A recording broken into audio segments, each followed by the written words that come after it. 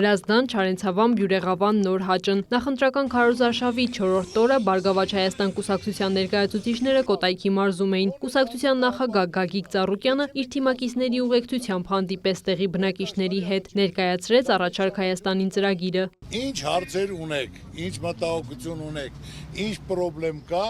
ասեք, տեղում ձեր հարցերին պատասխանեմ, ես ասեմ, այսօր մենք ունենք լավ թիմ, լավ համակիրներ, համախմբվել են շատ լավ մասնագետներ, դոկտորներ, պրոֆեսորներ, բժիշկներ, ակադեմիկներ, տնտեսագետներ ու բոլորի նպատակը մեկն է, որ նրանք այսօր ուզում են այս վիճակից դուրս գանք։ Նախընտրական հանդիպումների առանցքային թեմաներից մեկը սոցիալական խնդիրներն էին։ ԲՀԿ առաջնորդը խոսեց տույժ տուգանքների, վարկերի, առողջապահության եւ կրթության մասին, խոստանալով, որ իր իշխանության գալու դեպքում մինչեւ 3 միլիոն դրամ վարկերը պետությունը կների։ Առողջապահությունը պետք է անվճար լինի, եղբայր։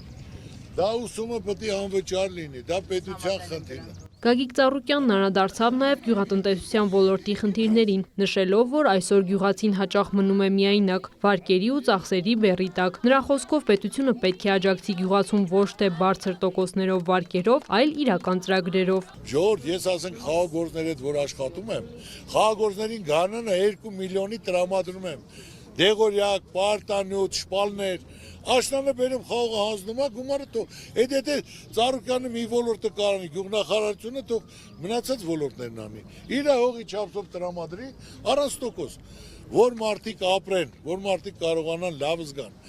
կարողանան ժողովուրդը բերք ու բարիք ստեղծող ժողովուրդը ձեր ցավը տանը։ ԲՀԿ առաջնորդը քննադատեց նաև ներկայիս կադրային քաղաքականությունը, նշելով, որ պետական պաշտոններում հաճախ հայտնվում են փորձ չունեցող մարդիկ։ Այսօրին ենք ժողովուրդ ջան, որ ոչ ճիշտ նշանակումների համար։ Ինձ լավ գիտեք, առաջ կոմունիստներ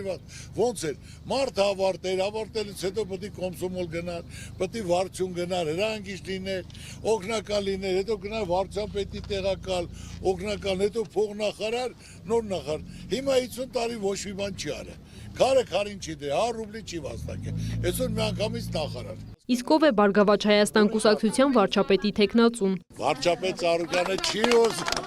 ԲՀԿ առաջնորդի խոսքով վարչապետի պաշտոնի համար կուսակցությունն ունի 4 հավանական թեկնածու, որոնք ունեն փորձ, կապեր եւ արդեն իսկ արդյունքներ են ցույց տվել։